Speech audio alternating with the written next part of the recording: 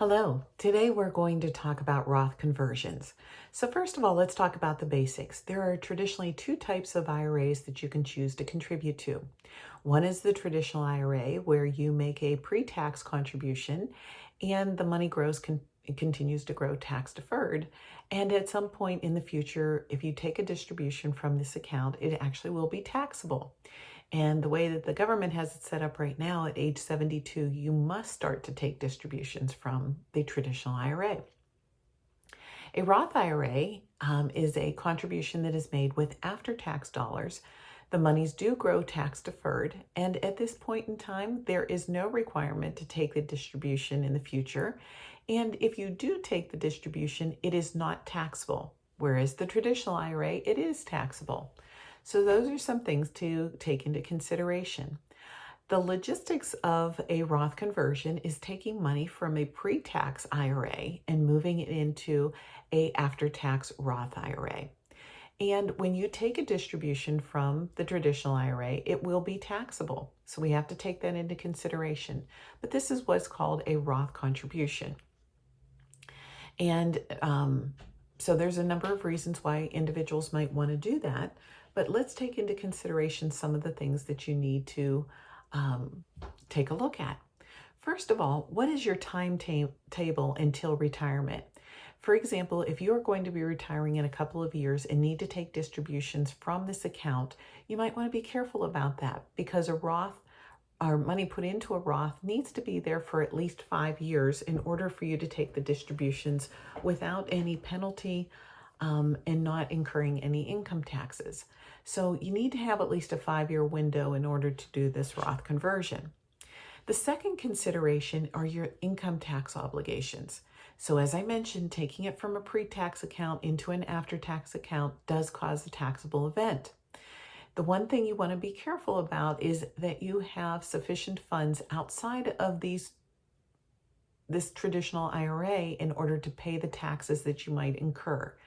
And if you have to take a larger distribution from the traditional IRA in order to do the conversion and pay the tax, you may actually be reducing the amount that you'll have in the Roth, and it might not be as advantageous to do so.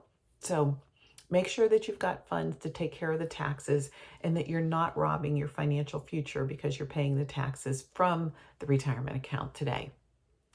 A third consideration is what your future tax bracket will be.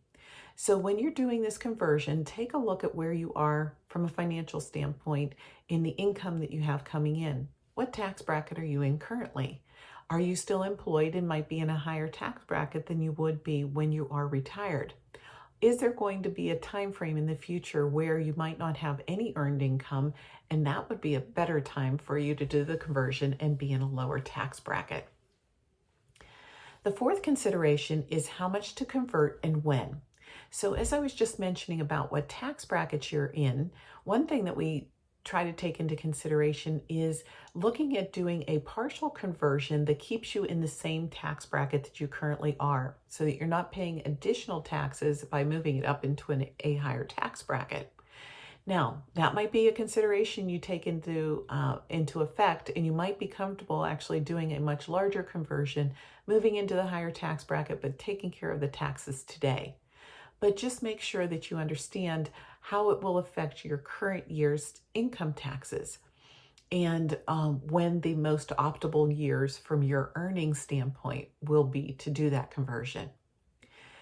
The thing to take into consideration on when you're making the Roth conversion is actually the how to. So first of all, you can actually take a cash or a check distribution from an IRA, receive it, and then you have within 60 days for you to move that into the Roth IRA. So you actually can take a distribution and then deposit it into the new account. Another way is to do a trustee to trustee transfer. So if it's moving from one brokerage account to another brokerage account, that's what they call trustee to trustee. And you never receive a check for it. You open up the new account and you ask the new trustee to go to the traditional IRA and take the distribution. The third way is to do a transfer within the same trustee. So for example, if you're using one brokerage firm and you've got a traditional IRA open there, you can open up a Roth IRA within the same brokerage account or brokerage house and just simply move the money. So they consider that an internal transfer. Now, one thing I want to point out, remember I was only mentioning about traditional IRAs. If you're taking a distribution from a qualified retirement plan, that's a whole nother conversation. But for today's purposes, we are just focusing on traditional IRAs. But as always, I encourage you to talk to a financial professional so that you make sure the steps that you're taking are to your best advantage, and you're also minimizing the amount of taxes and or penalties you might incur. Thank you. If you have any questions, don't hesitate to give me a call at 412-346-4655 or send me an email at diane@pearsonfinancialplanning.com. You can find out more about me and my services at www.pearsonfinancialplanning.com. Thanks, and have a great day.